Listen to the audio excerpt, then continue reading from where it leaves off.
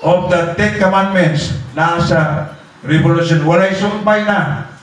24 man dyan ito, katapusan sa Revelation. Conclusion of the whole text. Basa na diya. Kung saan pa may sumpay diya, gawas dugaga na sa Tupapa.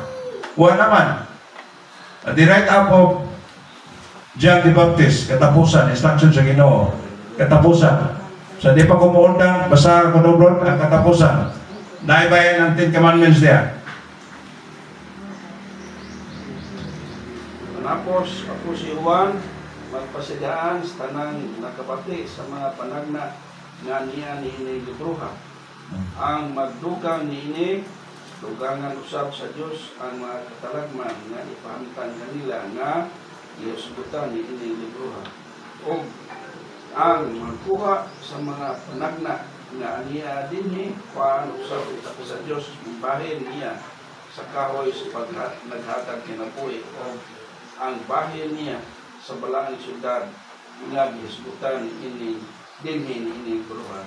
Siya nga maoy nagmatuon nining tanan nag-ingon, mobalik kayo ako sa dili madugay, inaot paunta moanin kana Ginoo Hesus.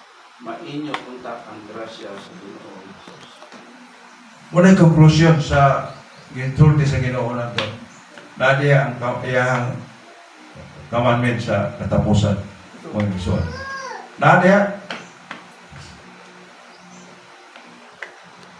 Doon na suwi na ubi.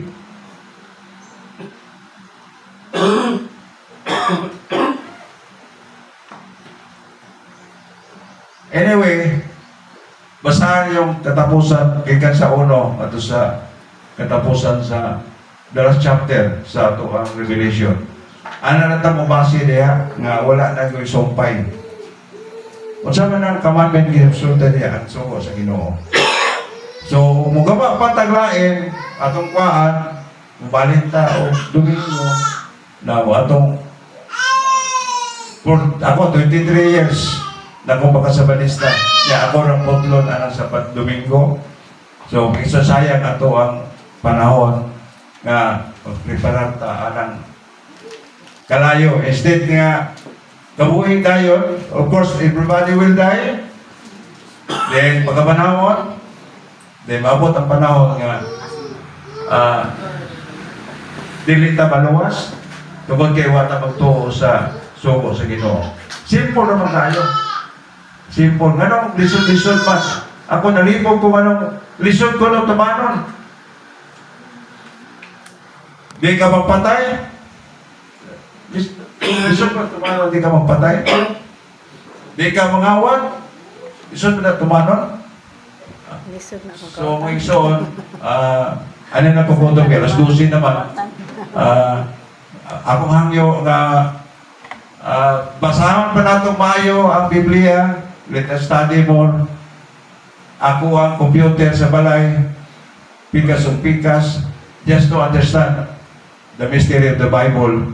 Kaya daghan kayong mga meaning diya nga dita na usaptan. Kay lalay ng interpretation. So mahulog ito interpretation dili mao kay daghan nga anti-Christ sa Google nga nagsulat po.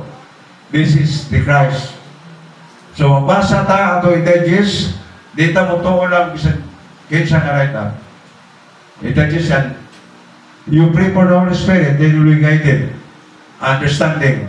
Si Solomon nangayo lang o guidance, knowledge and ipangayo and wisdom to know more about the mystery of the Bible. Because the mystery of the Bible daghan kayo meaning.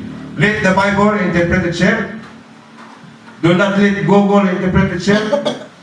Let the Bible interpret itself. So, kato yung mga librong concordance o mga kong copy ato mga kong copy ato. That's a very good book. So, mga igsoon, nagkasalamat. Alas 12:05 na. So, sunod sa Badong kita na that God will make this church great again. Mabiling mudagan ba ato ang mga membro din. Sangyaw ng balita. Although ako kasangyaw ng balita about me si Roy to karon sa Seattle. Doon siya, layo siya kayo, motor sila. So, kami, ako libot-libot, kaya hindi na mo kagwanta sa kay motorsiklo, kaya kainit. So, iyahang evangelical pastor ilang lecturean dito about Sabado. So, ikaduha na ng Sabado nilang ato dito, inatunta nga malandagan sila sa saktong guide sa pagtuo sa Ginoo. Nagasalamat, may happy Sabbath day.